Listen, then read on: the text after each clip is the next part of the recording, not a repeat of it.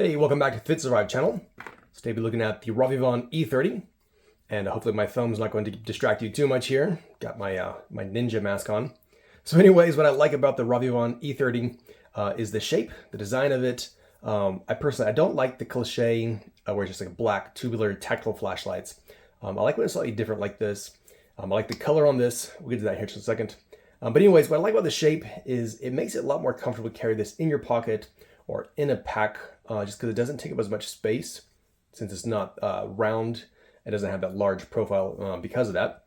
So anyways, I like the design. For the color, they're calling this a gray marble. I personally I'd probably call it like a sandstone. It's not smooth. Whenever I think marble, I think of a smoother surface. This has got just a slight bit of coarseness to it. Slight bit of gray. You can see the just the colors in it. I like the design. I like the way that looks with that. So kind of interesting here, maybe it'll catch your eye as well, along the two sides here. And so one of them is simply just a lanyard loop. So you run your lanyard through there. That does come in the box. So they have the lanyard, comes in here. Of course, they have the charging cable, and then also has a pocket clip. So I'll get to the pocket clip here in a second. So anyways, the second side, basically this slides down and it lets you access the battery compartment. All right, so with the pocket clip, it is actually two-sided, but not the pocket clip itself, but actually how you can attach it. So you can see the two different shapes here. And so depending on how you want your pocket clip attached, you can either have it on this side, that way you put it in your pocket and so on, but then you couldn't carry on, let's say, a cap. If you wanted to carry on your cap, you just reverse this around, turn it upside down like that, and then basically you could attach this to your cap, and then let's go now, I'll snap it on just like that. All right, so it snaps into place just like there. All right, so that way you can put this on your baseball cap if you wanted to use this hands-free right there.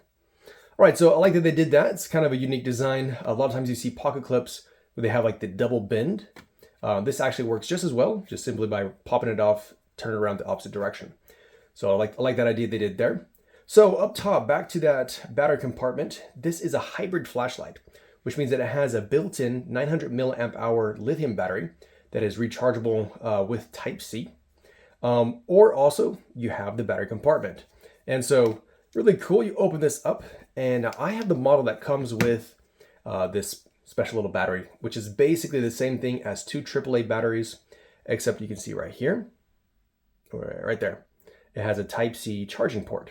And so that way, if you're using the battery, you don't have to take it out, charge the batteries in an external charger, or replace it if they're not rechargeable. And so it's kind of cool. It's kind of, I don't know, it's kind of interesting. It seems because you have two devices that are Type-C rechargeable, both the flashlight itself and then the battery itself, but it's simply just an extra add-on. You could simply just go with the cheaper version that does not come with the battery and then just, use some AAA batteries as a backup. That's the cool thing about the hybrid is simply being able to have the backups. And so that way, if you're out, let's say on a longer, longer like hiking trip or camping trip, where you don't have access to, let's say, a Type-C or any kind of charging port, you can just bring AAA batteries, and then swap them out and use that instead of using the lithium battery. So basically getting the best of both worlds in one really nice looking package here. All right, I will right now mention also that whenever you have this set over to the battery, the output is going to be significantly dimmer. The lithium, you have the high 1,000 lumens or a turbo of 2,600 lumens. Whereas with the, if you're using the battery, you only have a high of 200 lumens. And so significantly reduced using the battery. All right, so moving on from there, I do like I said, the hybrid feature on it.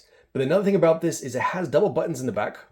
And so you have the button right here. I think they're calling this their EDC button, where you click that, and what it does is it turns it on, turns it off, of course. You can do a double click to take into the different settings, and you scroll through from your high, your medium, your low, and your echo setting. Whereas the second button, turn this off real quick.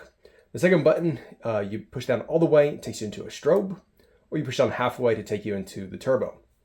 All right, also, while we're on that note, so you'll see right there, click the button, the green light lights up. That means we're on the AAA battery, or in this case, we're using that built-in battery. So what you do is you turn this on into echo mode, which is the low mode right there. Then you do a triple click. You'll see it should do a flash. And then now, whenever we turn this on, let's see. There we go. You can see the blue light lights up. That means that we're now using a lithium battery. All right, so the user interface does have quite a bit more, even with the double buttons. There's still quite a bit more that you need to learn for the user interface. Like there is a lockout. It also has a proximity sensor. You see right here in the front, the black dot in the middle. And so what that does is, it's kind of obvious, you guys know what that does. Anyways, when you get closer to an item, it'll actually go dimmer. And you might notice that right now it's not getting dimmer. That's because you can turn off the proximity sensor. And personally, I love that because I find proximity sensors to be quite annoying when I'm trying to use the flashlight and it's constantly dimming. Or if you ever use a proximity sensor in the rain, maybe you had an issue with the rain actually activating your proximity sensor. So anyways, you can just hold down the button for 10 seconds. That's going to do that. And it'll do like a double or a triple kind of flash as well. And that takes it right there. All right. And so now the proximity sensor is going to work. So let's see. Oh, it's already activated. There we go. All right. So there's the turbo. You can see as my hand gets closer, it drops it down to 100 lumens. All right. So like I said, I personally prefer that off because I don't use it as often. I'd prefer just using the lockout mode. That way, if I'm carrying this in my pouch, I can easily just turn off all the buttons altogether and not worry about it accidentally turning on inside my pouch. All right, so after that, this does have an IP67 waterproof rating. So basically, you're typical, you got 1 meter for 30 minutes. And so as long as you're just getting it wet and you're dropping it in the water, it's gonna be completely fine. Of course, it's not a diving flashlight. Nothing can take it down for a long time or for very deep. All right, so we'll go ahead and we'll do the brightness test. But basically what we have here is the high. You have 1,000 lumens. The medium is 200. The low is 60. And then on echo, you have just 10 lumens. And so we'll go ahead and we'll take this outside right now, and I'll show you how that looks. And also the turbo I might have mentioned is 2,600 lumens. All right, so let's go ahead and we'll go outside and we'll do that brightness test, and we'll be back in to finish this up. All right, so you got the echo mode, where you can see it's just barely visible. You got 10 lumens. All right, then the low, medium,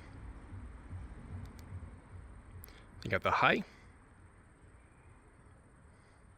and there's the turbo.